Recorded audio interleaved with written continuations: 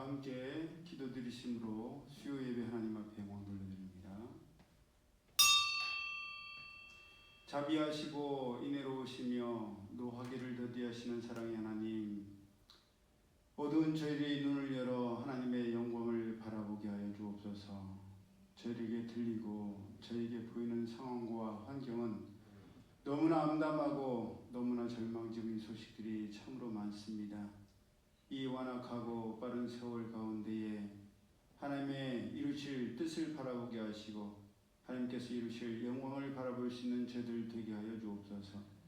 그 영광을 바라볼 때에 작금의 현실과 상황에 흔들리지 않을 수 있을 줄로 믿사오니 은혜를 사모하며 나아갑니다. 하나님의 은혜로 저들을 붙들어 주장하여 주옵소서. 예배 시종을 주님께 맡겨드리오며 거룩하신 예수의 이름으로 축복하며 기도드리옵나이다. 아멘. 가장 먼저 드릴 찬양, 내는 주의 영광을 보내. 오늘 말씀에도 나와 있는 내용이지만 하나님의 사람 엘리사 선지자의 사환이 아람 군대가 쳐들어왔을 때 그 군대가 너무 많아서 어찌할까 두려워할 때 우리와 함께 있는 하나님의 불말과 불병과 하나님의 천굴이 더 많다라고 이야기하면서 그 눈을 열어달라고 기도했을 때 그 눈을 들어서 하나님의 영광을 바라보았을 때 모든 두려움과 걱정과 공포가 사라졌던 것처럼 오늘 우리를 힘들게 하고 우리를 좌절케 하려고 하는 그런 상황과 환경이 너무 많은 것 같습니다. 오늘도 지방의 목사님한테 카톡을 받았는데 왜 그 17살짜리 고1짜리 갑상선암 걸렸다고 하던 그 딸 두신 목사님한테 연락이 왔는데 원래 5월 말에 수술 예정이었고 로봇으로 우리 최 집사님 수술 받으실 그런 방법으로 수술할 예정이었는데 왼쪽에도 림프에도 암이 전이가 됐대요. 그래서 더 조직 검사를 해봐야 되고 수술도 밀려서 9월 달에나 가능하다는 거예요. 지금 5월 말이고 6, 7, 8, 9, 4개월이나 밀리는 거예요. 17살짜리인데. 그리고 월요일날도 제가 우리 목사님 사모님께서 유방암으로 항암 치료도 하시고 또 많은 병원 생활을 하시다가 결국은 주일날 말씀드렸던 것처럼 오직 예수 그 글자를 쓰시고 하나님 나라로 돌아가셨습니다. 그런 모습을 볼 때 주변의 상황과 환경은 정말 우리를 암담하게 합니다. 좌절하고 낙심하게 하려고 하는데 이럴 때에도 우리가 바라봐야 할 것은 하나님의 은혜와 하나님의 영광인 줄로 믿습니다. 그 마음으로 하나님께 찬양드리겠습니다.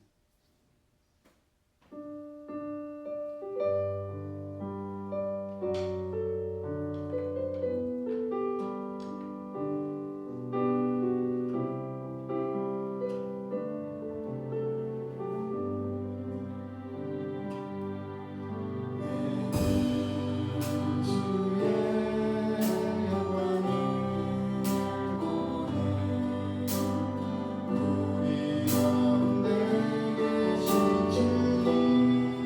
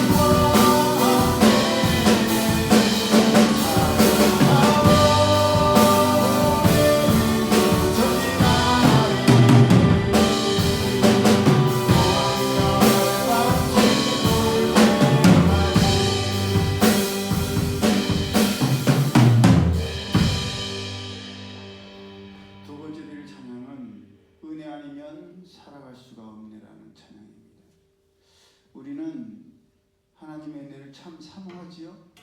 간절히 사모합니다. 그런데 하나님의 은혜는 너무 빨리 쉽게 잊어버린 것 같아요. 하나님께서 나에게 얼마나 큰 은혜를 베푸셨는지 그 은혜를 돌아서면 배은망덕하게 잊어버리고 잃어버리는 것이 우리의 모습이 아닌가. 때로는 의도적으로, 의식적으로 하나님께서 나에게 어떤 은혜를 베푸셨는가, 그것을 돌아볼 수 있는 우리가 되어야 할 줄 믿습니다. 우리의 삶을 가만히 돌이켜보면, 또 상황과 주변을 보면, 야, 정말 하나님의 은혜 아니고서는 살아갈 수가 없구나. 호흡이 있고 생명이 있다는 것, 하루의 분복을 누린다는 것, 정말 하나님의 귀한 은혜이구나. 그것을 생각하면서 그 은혜에 조금이라도 보답할 수 있는 은혜 갚는 삶을 살아가는 우리가 되길 소망하면서 은혜를 사모하는 만큼 그러한 삶을 살기를 예수님 이름으로 축복합니다. 찬양드리겠습니다.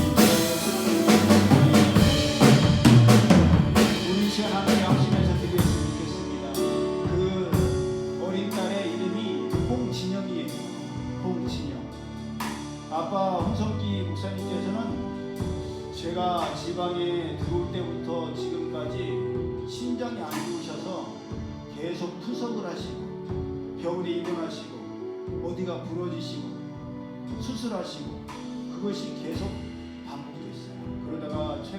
심장 이식을 받으셔서 투석은 하지 않게 되셨는데 어린 딸이 또 아빠의 약한 부분을 이어받았나 봅니다. 평생을 아빠가 힘들고 어렵게 지하에서 옛날 그 갈마 일부 센터 있던 그 근처의 지하에서 지금도 목회를 하고 계세요. 어려운 목회 생활을 하는 아빠 밑에서 어려운 상황과 환경만 보고 자란 진영이가 하나님의 은혜 가운데 그 질병을 잘 이겨내고 하나님의 은혜를 이 어려운 질병을 통해서 체험할 수 있는 귀한 시간이 되길 달라고 함께 합심해서 우리 홍진영 학생을 위해서 주님께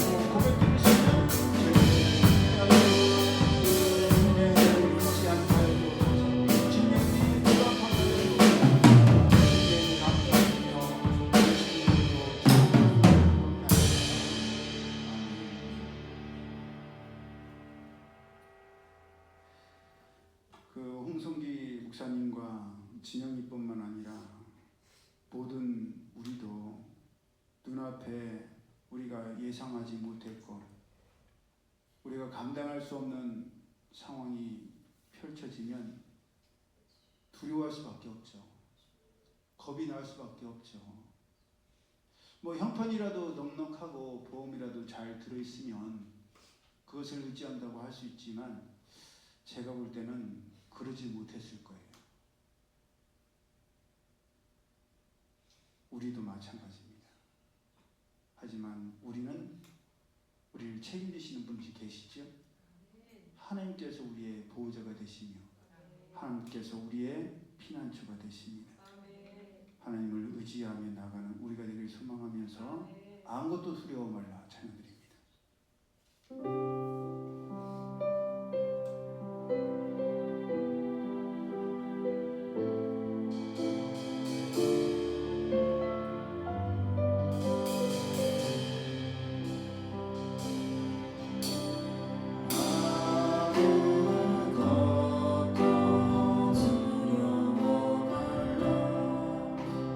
주 나의 하나님이 지켜주시네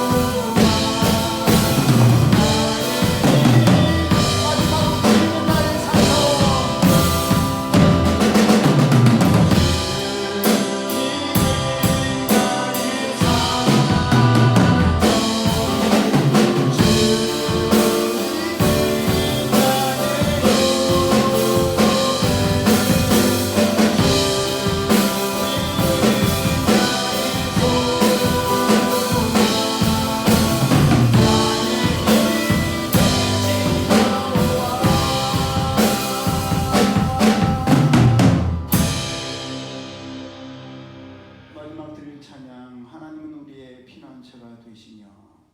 제가 올해 우리 지방에 총무를 맡고 있어서 그 소식을 올렸더니 제일 먼저 댓글 다신 분이 누구시냐?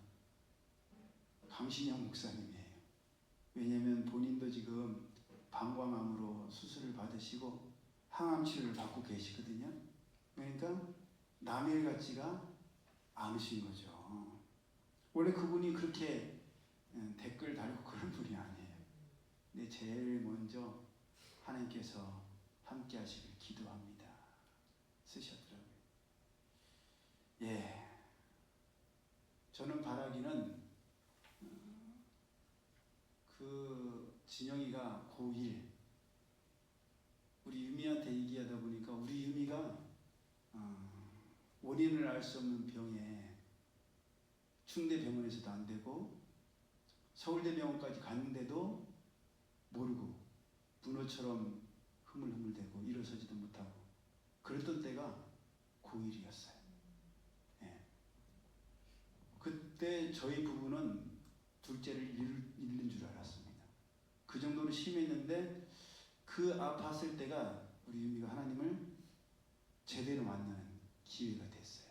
그래서 기도드리기는 진영이가 우리 유미처럼 하나님을 만나는 은혜의 시간이 되고 역전이 되는 시간이 되기를 기도하고 있습니다. 함께 중보로 기도해 주시면 우리에게도 동일하시죠?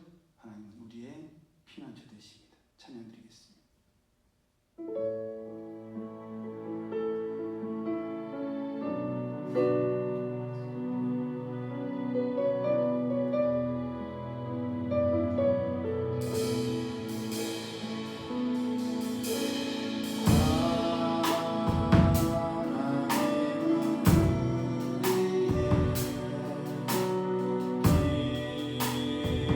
피난처가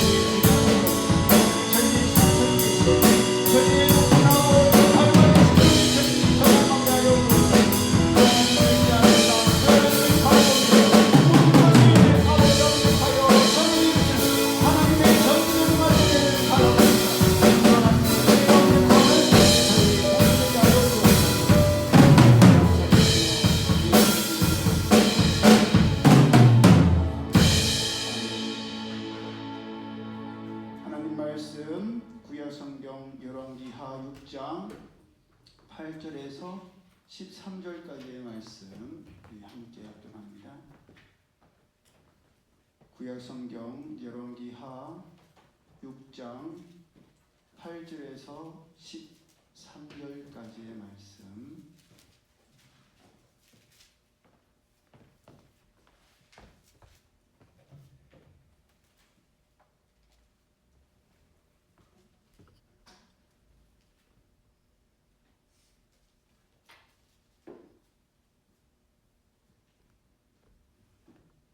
시작.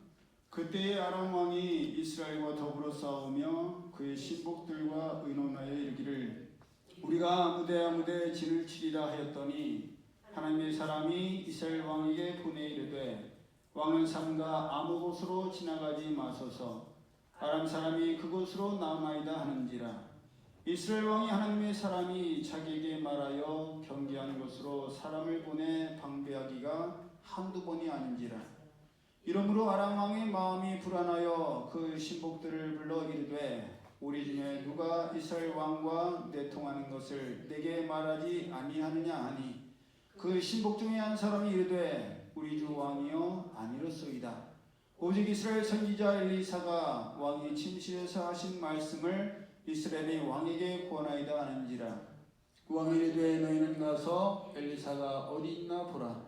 내가 사람을 보내어 그를 잡으리라. 왕에게 아뢰어 이르되 보라 그가 도단에 있도다 하나이다. 아멘.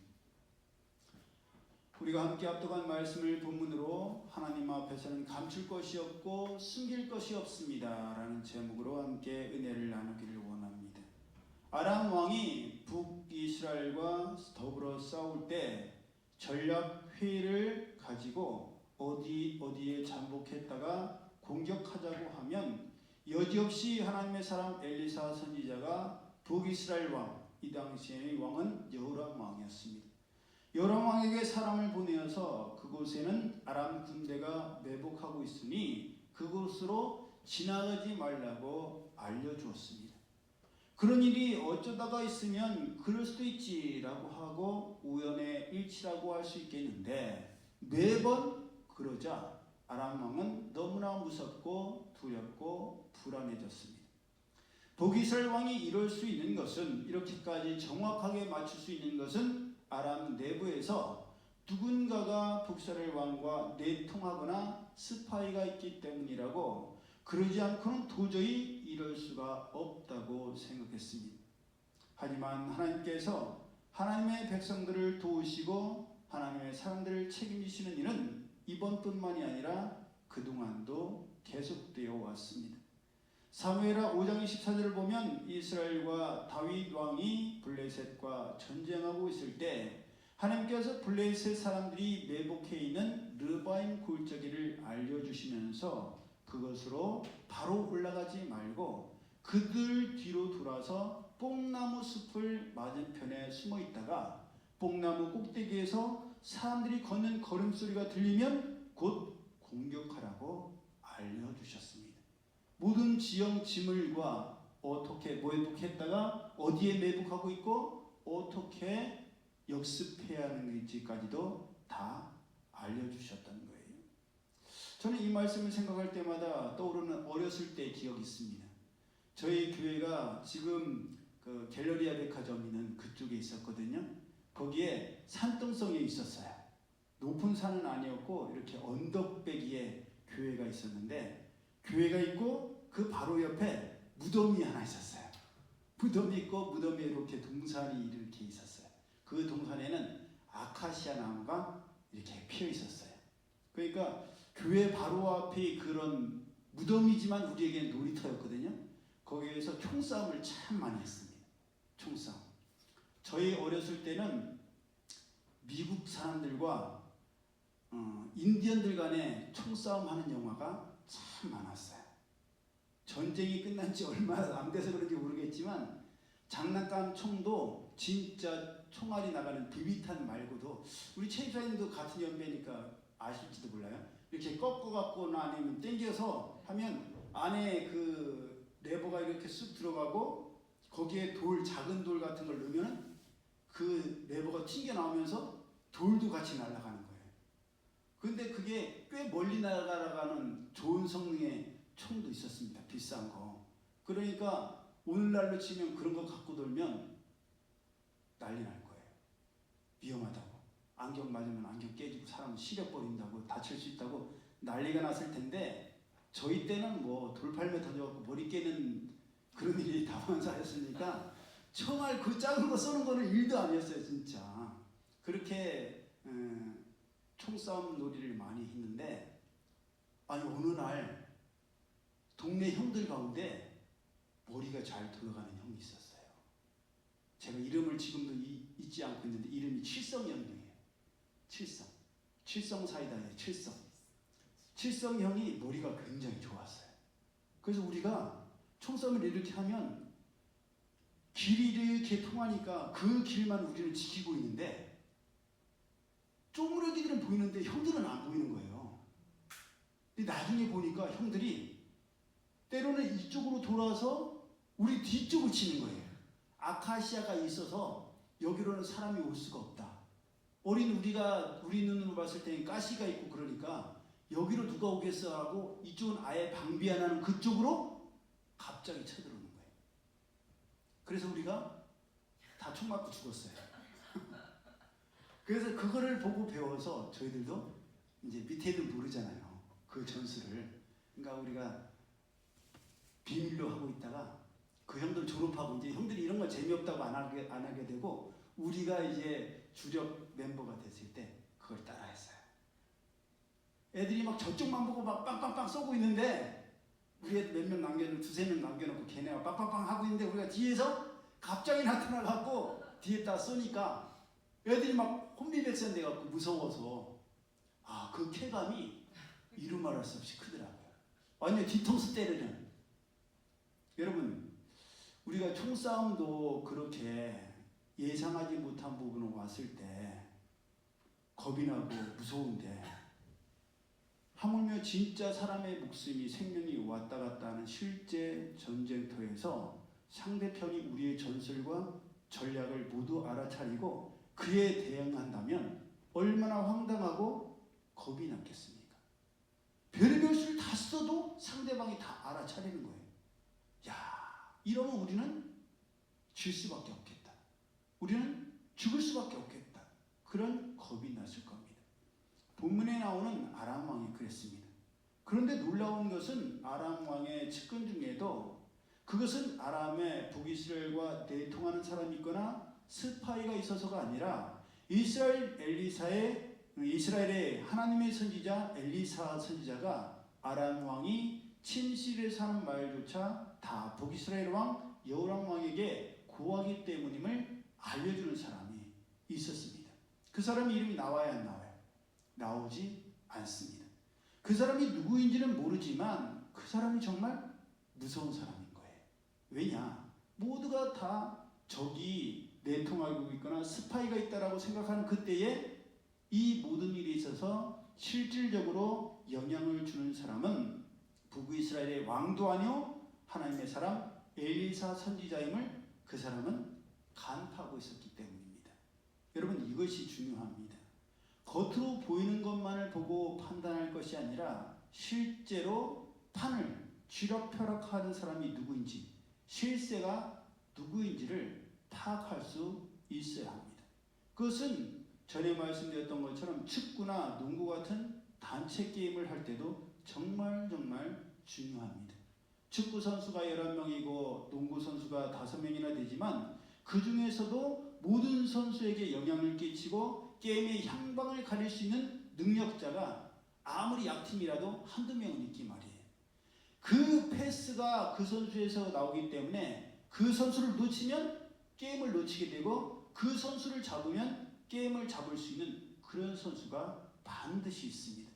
그러니 감독이나 필드에서 뛰는 선수들이 그런 선수를 최대한 빨리 알아차려서 그 선수를 막아야 하고 상대편을 제압해야만 합니다. 그것은 전쟁에서는 더더욱 중요해서 겉으로 싸우는 군인도 중요하지만 전략을 세우는, 전략 세우는 사람을 누구라고 뭐라고 불러요? 전략가라고 부르는데 성경에서는 모사라고 부르죠. 모사를 잡는 것, 리더를 잡는 것이 너무나도 중요합니다. 모든 전략과 전술이 그 모사에게서 나오고 리더에게서 나오기 때문입니다. 그래서 출애굽기 17장에서 이스라엘 백성들이 아말렉과 싸울 때 겉으로 보기에는 여호수아를 비롯한 이스라엘 군인들이 아말렉과 싸우는 것 같았지만 실제적인 싸움은 어디에서 일어나고 있었어요? 산 꼭대기에서 손을 들고 기도하던 모세와 아론과 훌이 돌을 가져다가 모세에게 앉혀놓고 그 팔이 내려오지 않도록 붙들어 주었기 때문에 저녁이 되도록 해가 지도록 손이 내려오지 않았고 그 덕분에 이스라엘이 아말렉을 이길 수가 있었습니다. 그러니 그때에도 아말렉이 그 사실을 일찍 간파하고 알아차려서 여호수아와 군인들만 상대할 것이 아니라 산꼭대기에서 손을 들고 기도드리는 모세와 아론과 훌을 공격했더라면 모세와 아론, 훌은 말할 것도 없고 밑에서 싸우던 이스라엘 군사들도 여지없이 패하고 말았을 겁니다. 성경에 나오는 대표적인 모사꾼 누가 있어요? 그렇죠. 도배를 보더라도 알 수가 있습니다. 다윗을 대적해서 반란을 일으켰던 압살롬의 모사였던 아히도벨도 다윗이 도망치려고 했을 때에 자기에게 군사를 주어서 도망치는 다윗을 뒤쫓아 다윗만 죽이면 이 반란은 성공할 수 있다라는 조언을 압살롬에게 해주었습니다. 근데 압살롬이 이런 완벽한 전략을 세운 아히도벨의 계략을 따르지 아니하고 다윗의 모사였던 누구? 후세의 전략을 듣고 그것을 선택함으로 말미암아 결국 압살롬은 패하여 비참하게 죽고 말았고, 모든 것을 예상한 아히도벨은 압살롬이 자기의 말을 들어주지 않자 곧바로 모든 것이 끝났음을 알아차리고 고향으로 돌아가 자살하고 말았습니다. 그렇게 중요한 것이 바로 전략과 전술이요, 그 전략과 전술을 제공하는 사람의 머리이며 그 사람을 중용하거나 제거하는 것이 전쟁에서 이기고 지는 이유요, 이길 수 있는 지혜입니다. 그것은 아에성 전투에서 아에성 사람들도 마찬가지였습니다. 그들이 이스라엘 백성들과 싸우다가 이스라엘이 도망치자 이번에도 자기들이 이긴 줄 알고 쫓아가다가 뒤에 있던 아에성에서 연기가 난다는 건 뭐예요? 벌써 점령됐다는 거죠. 그래서 이거 참 우리가 도망가야 되는데 우리가 돌아갈 우리의 피난처가 적에게 빼앗겼으니 어떻게 되지? 그랬을 때 도망가던 이스라엘 백성들이 돌아서서 공격을 하니 역습을 당하자 우왕좌왕하다가 전멸하고 말았습니다. 그렇기에 겉으로 보이는 현상과 상황과 환경만을 보거나 쫓아서는 안 됩니다. 보이지는 않지만 모든 것을 좌지우지하는 세력이 있음과 그 세력을 제거하거나 그 세력과 싸워야 한다는 것을 우리는 알아차려야 합니다. 그래서 에베소서 6장 12절에도 우리의 씨름은 혈과 육을 상대하는 것이 아니요 통치자들과 권세들과 이 어둠의 세상 주관자들과 하늘에 있는 악의 영들을 상대함이라 라고 말씀하시는 겁니다. 이것을 하루라도 빨리 알아차려야 내가 육체의 연습을 한다고 해서 이길 수 있는 것이 아니라 내 힘이 세지고 내 기술이 많아진다고 해서 이 씨름에서 이길 수 있는 것이 아니고 하나님의 전신갑주를 취해야 이길 수 있다는 것을 우리가 빨리 알아차려야 합니다. 우리 청년들, 제가 생각이 안 나서 처음에 예배드리기 전에 설명했던 것 중에 하나가 게임할 때 몸빨이 좋아야 된다고 하죠? 응? 템빨. 응, 템? 아이템 그럼 템빨이죠. 운빨은 그래요. 이 장비빨이라고 하세요. 템빨이 줘야 돼. 장비빨이라고 할 수 있죠. 어른들 말로는. 무슨 장비를 쓰고 어떤 무기를 쓰냐가 정말 중요하지 않습니까? 저도 운빨이 계속 생각날 것 같은데, 그러니 오늘 예배드린 우리 모두도 무엇이 우리의 삶을 주관하고 우리의 삶을 좌지우지할 수 있으며 좌지우지하고 있는지, 무엇에 의해서 우리가 움직이고 또 때로는 흔들리고 우리가 유동하는지를 하루빨리 파악해야 합니다. 그렇게 파악해서 그 문제를 해결하고 해결 방안을 마련해야만 소 잃고 외양간을 고치지 않을 수가 있으며, 최악의 상황에는 소를 잃은 뒤에라도 고쳐서 다시는 소를 잃는 일이 없어야 합니다. 그렇지 않으면 저번에 당했는데 또 당하게 돼요. 두고두고 잃을 수밖에 없고 두고두고 피할 수밖에 없습니다. 제 아무리 열심히 준비하고 싸워도 싸우면 싸울수록 어렵고 힘들며 100번 싸워도 100번 다 질 수밖에 없습니다. 내가 아무리 하나님의 말씀을 많이 읽고 기도에 힘써도 우리에게 요즘 쓰는 용어 중에 발작 버튼이라는 말이 있더라고요. 맞죠? 네. 발작 버튼. 그게 뭐냐면요, 버튼을 누르면 시동이 걸리거나 꺼지는 것처럼 어떤 단어나 어떤 상황이 되면 내 감정이 제어할 수 없는 버튼이 눌려진 것처럼 난리가 나는 거예요. 그러니까 어렸을 때 있었던 상처나 트라우마, 그런 환경과 그런 말투, 그런 억양, 그런 분위기에 휩싸이면 나도 모르게 53살의 저는 없어지고 어렸을 때 힘들고 아팠던 어린 교찬이가 튀어나와서 모든 것을 다 혼돈 상태에 빠뜨려버리는 거예요. 감정적으로 흥분해서 어쩔 줄을 몰라 하는 것을 요즘 용어, 젊은 친구들의 용어로 발작 버튼이라고 하더라고요. 그 부분을 우리는 하루빨리 개선해야 됩니다. 고쳐야 돼요. 그래야만 우리를 좌지우지하려고 하고 감정과 관계에 의해서 모든 것이 결정되거나 흔들리지 않을 수가 있는 것입니다. 그런데 아람에는 이미 그것을 간파한 누군가가 있었다는 거예요. 아람 왕은 그 사실을 알게 되자마자 그 밤에 즉시 엘리사 선지자를 잡거나 제거하기 위해서 군사들을 보내서 엘리사 선지자가 거하고 있던 두단성을 에워쌌습니다. 하나님의 사람인 엘리사 선지자의 사환이 아침 일찍 일어나 나가보니까 아람의 수많은 군사와 말과 병거가 두단성을 에워싸고 있었던 거예요. 그러자 엘리사 선지자의 사환은 어찌할까를 염려하며 걱정했고, 이에 대해서 하나님의 사람 엘리사 선지자는 두려워하지 말라고, 우리와 함께한 자가 아람과 함께한 자들보다 많다고 알려주었으며, 하나님께 기도드렸을 때 그 청년의 눈을 열어서 하나님의 불말과 불병거가 산에 가득하며 그들을 보호하고 있음을 보게 하셨습니다. 하나님께서 우리와 함께 하시고 우리와 함께하는 하나님의 천군 천사가 더 많은 것을 발견했을 때 그 사원이 겁이 났겠어요, 안 났겠어요? 당연히 겁이 나지 않았겠죠. 하나님께서 함께 하시는데 누가 우리를 대적할 수가 있겠습니까? 그래서 우리가 처음에 드렸던 찬양처럼 우리의 영적인 눈이 열려야 됩니다. 지금 당장 보이는 상황과 환경만을 쫓아서는 절대로 안 돼요. 무엇이 중요한지를 우리는 명심해야 됩니다. 오늘 새벽에 제가 우리 현지에게 질문했어요. 현지야, 신앙심은 굉장히 좋은데 다른 것은 좀 부족한 사람이 있어. 다른 것은 다 뛰어난데 신앙심이 좀 부족한 사람이 있어. 누구를 선택하겠니? 우리 성도님 누구를 택하겠어요? 저마다 다 다르겠죠? 예.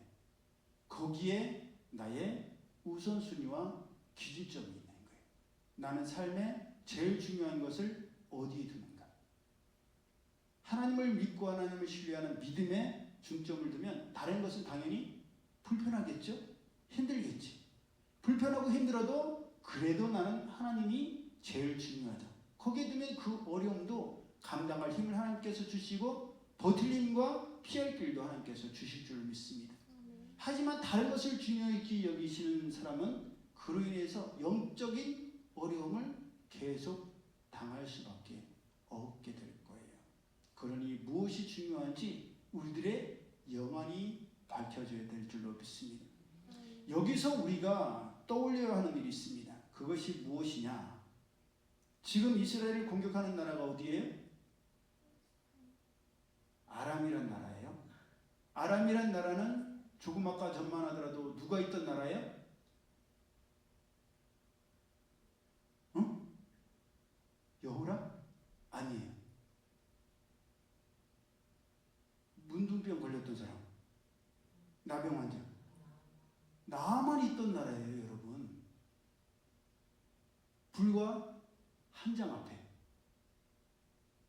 무슨 말이에요? 열왕기하 5장에서 아람 왕은 그가 의지하고 아꼈던 군대 장관 나만을 치료하기 위해서 하나님의 사람 엘리사 선지자에게 의 10달란트와 금 6,000개와 의복 10벌을 챙겨서 보냈었고, 결과적으로 나만 장군은 누구에 의해서? 하나님의 사람 엘리사 선지자에 의해서 나병이 깨끗함을 받았었습니다. 그러면 사람이라면 최소한 자기가 믿고 의지했던 아끼던 군대 장관을 낫게 했던 나라요, 그 사람이 있는 엘리사 선지자가 있는 나라를 공격하는 게 도리예요, 도리가 아니에요? 도리가 아니죠. 은혜를 갚는 행동이 아니라 배은망덕한 겁니다. 그런데 아람 왕은 어떻게 됐어요? 자기가 은혜를 입었다는 것, 나만 장군이 은혜를 입었다는 것을 까맣게 잊어버리고 외면한 채 엘리사 선지자를 잡거나 죽이려고 군사를 파견했다는 겁니다. 여러분, 세상 사람들은 이렇습니다. 은혜를 받고도 그 은혜를 잊어버려요. 사람의 은혜도 너무 쉽게 잊어버리고 하나님께로부터 받은 은혜도 너무 쉽게 잊어버립니다. 그러다 보니까 정말 중요한 것이 무엇인지 모르거나 잊거나 외면한 채 지금 나에게 가장 필요한 것, 그것만 해결할 수 있다면 수단 방법은 중요하다고 여기지를 않습니다. 잘 먹고 잘 살 수 있다면 이미 받은 하나님의 은혜는 잠시 내려놓을 수 있거나 내려놔야 한다고까지 생각합니다. 하나님의 은혜는 그것과 맞바꾸실 수 있다라고 그렇게까지 생각합니다. 그땐 참으로 고마웠고 감사했지만 그렇다고 해서 그것 때문에 지금 당장에 필요한 것을 내려놓거나 포기할 수 없다고 생각하는 거예요. 그렇지 않습니다. 하나님의 은혜는 영원 무궁하십니다. 사람으로부터 받은 은혜도 우리는 잊지 않아야 하지만 무엇보다도 하나님께로부터 받은 은혜는 절대 잊으면 안 됩니다. 그 은혜는 일회용이 아니라 영원 무궁한 은혜이기 때문에 지금도 앞으로도 우리를 지켜주시고 우리와 함께 하시기 때문에 우리가 영원히 붙들 것은 하나님의 은혜임을 우리는 명심해야 됩니다. 우리는 어제도 오늘도 내일도 하나님의 은혜 없이는 살아갈 수가 없습니다. 우리가 드렸던 찬양이 괜한 고백이 아니에요. 은혜 아니면 살아갈 수가 없네. 호흡마저도 나의 것이 아니에요, 여러분. 오늘 제 남동생한테 전화가 왔어요. 형, 저희 장모님이 오늘 유방암 수술 받으세요. 위해서 기도해 주세요. 7, 8년 전에 폐암에 걸렸다가 완치 판정을 받았는데 이번에 유방암이 또 발견이 된 거예요.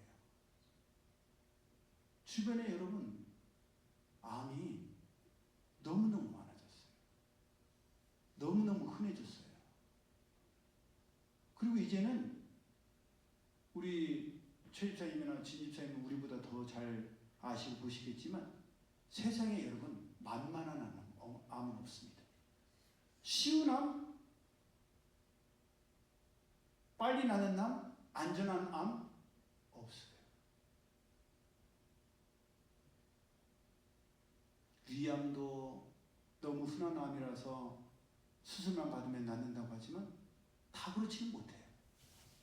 유방암도 마찬가지고 모든 암이 다 마찬가지입니다. 암만 그래요? 아닙니다. 우리의 인생을 하나님께서 지켜주지 아니하시면 우리의 힘과 우리의 지혜로는 이 세상을 살아갈래야 살아갈 수가 없습니다. 그렇게 우리는 하나님의 은혜를 한 번 받은 것으로 만족해서는 안 되고 그 은혜 가운데 지속적으로 거해야 합니다. 이것을 우리는 잊지 않고 놓치지 않아야 됩니다. 아람 왕은 이미 하나님의 사람 엘리사 선지자의 능력을 어느 정도 알고 있었던 것 같습니다. 열왕기하가 시작되면서부터 엘리사 선지자가 어떤 일을 했고 어떤 역사가 일어났는지 여호사밧 왕과 요람 왕과 에돔 왕이 모압을 공격하려다가 물이 없어서 어려움을 겪을 때 엘리사 선지자의 말대로 개천에 골짜기 개천의 만을 봤을 때 그걸로 인해서 마실 물도 해결되었고 적들이 그것이 피를 흘린 건 줄 알고 무장해제한 채 달려왔다가 전멸당했던 일도 알았을 겁니다. 죽었던 수냄 여인의 아들을 살린 것도 들었을 것이고 무엇보다도 그들이 직접 경험한 게 있죠. 조금 아까 말씀드렸던 것처럼 나만 장군을 낫게 하는 역사를 그들이 직접 경험했습니다. 그렇기 때문에 엘리사 선지자가 거하고 있던 그 도단성을 아주 많은 군사들을 보내서 에워싸게 했던 것입니다.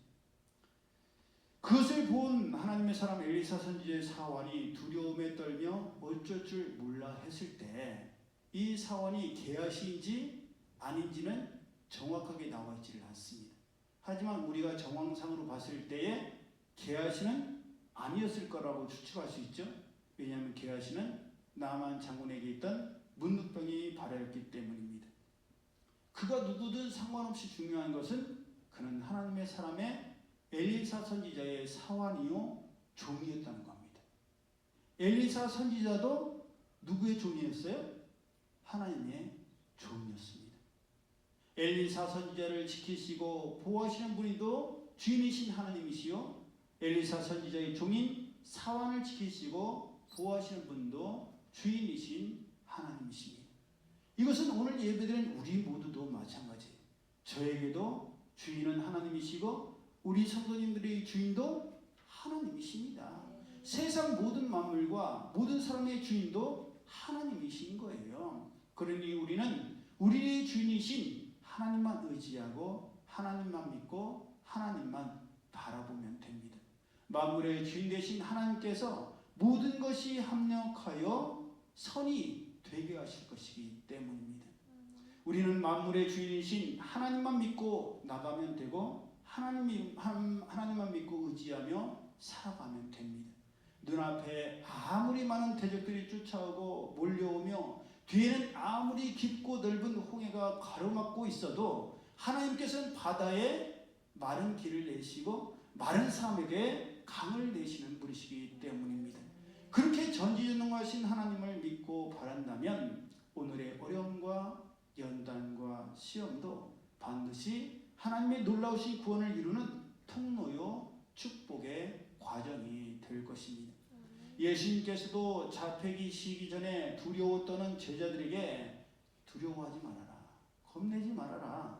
이제라도 내가 하나님 아버지께 구하여 12영 더 되는 천군 천사를 보내달라고 할 수 없겠느냐.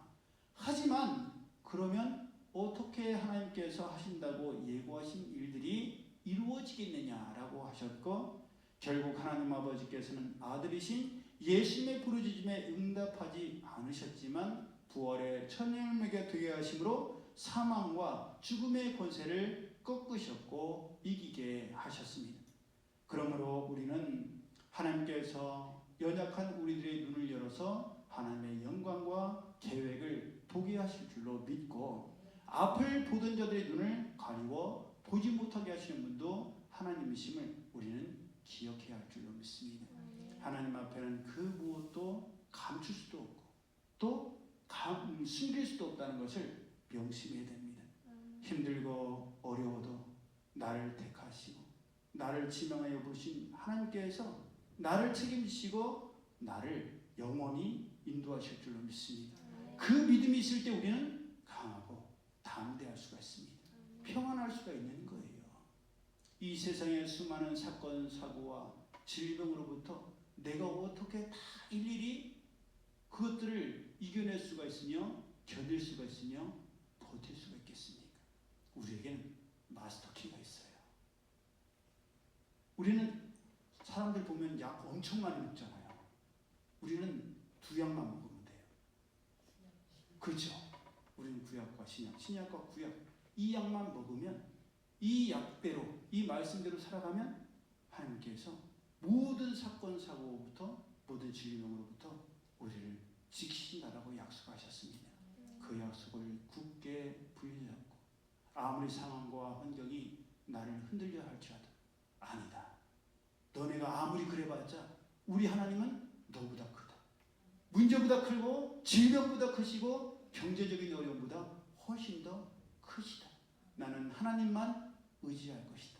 그럴 때 우리는 오늘의 하나님께서 주신 것만으로도 만족하고 자족할 수가 있으며 감사할 수 있을 줄로 믿습니다. 이 믿음 굳게 부여잡고 온전히 믿음으로 살아가는 우리 모두가 되기를 예수님의 이름으로 축복합니다. 아멘. 기도드립니다. 사랑의 하나님, 기쁘고 즐겁고 반가운 소식도 참 많지만 힘들고 어려운 소식들도 참 많이 들립니다. 이제 대통령 선거가 얼마 남지 않았는데 앞날이 불투명하고 모든 정치와 경제적인 어려움이 해결될 기미가 보이지 않습니다. 더 갈등의 골은 깊어져 가고 감정들은 상할 대로 상해져 가고 있습니다. 경제적으로도 점점 더 어려워져서 많은 사람들이 높은 물가 때문에 아무것도 살 수 없고 아무것도 할 수 없다라고 어려움을 호소하는 소리들이 너무너무 많이 들립니다. 질병에 걸려서 힘들고 힘들어하고 아파하는 분들도 너무 많으시고 이 세상을 떠나는 분들도 너무 많습니다. 이 모든 상황들을 저희들은 감당할 수가 없습니다. 저희들이 벌이로는 나가는 지출을 다 감당하기 어렵고 저희들이 하는 노력으로는 이 힘든 세상을 이기고 버틸 기력이 남아있지를 않습니다. 너무 많은 소식들이 들려서 그것을 감정을 처리할 감정의 여유조차도 저희들은 어렵습니다. 그러하기에 이 모든 무거운 짐을 주님 앞에 내려놓게 하여 주옵소서. 나는 도저히 할 수 없고 하나님께서 도와주셔야 되고 하나님의 능력을 의지하여야만 하나님의 은혜 아니고선 살아갈 수 없음을 깨닫고 모든 것을 주님 앞에 내려놓을 때 하나님께서 감당할 힘도 주시고 피할 길도 주시고 도울 자도 붙여주실 줄로 믿사오니 그 은혜가 쌓이고 쌓일 때 저희 어떠한 상황에도 흔들리지 아니하고 요동하지 아니하고 하나님께서 하심을 믿고 담대하고 평안할 수 있을 줄로 믿사오니 오늘도 하나님께서 허락하신 것에 감사하며 자족의 비결을 깨닫고 하나님 앞에 감사함으로 나가는 저희 모두 되게 하여 주옵소서. 이 하루도 하나님의 말씀 가운데 끝까지 온전하게 하시고 은혜를 사모하는 저희들 되게 하여 주옵소서. 이제는 우리 주 예수 그리스도의 은혜와 하나님 아버지의 그 크신 사랑하심과 성령님의 교통하심이 하나님을 의지함으로 모든 어려움과 아픔과 질병을 이길 힘을 얻기를 원하는 이들 모두에게 이제로부터 영원히 함께 하실지어다. 아멘.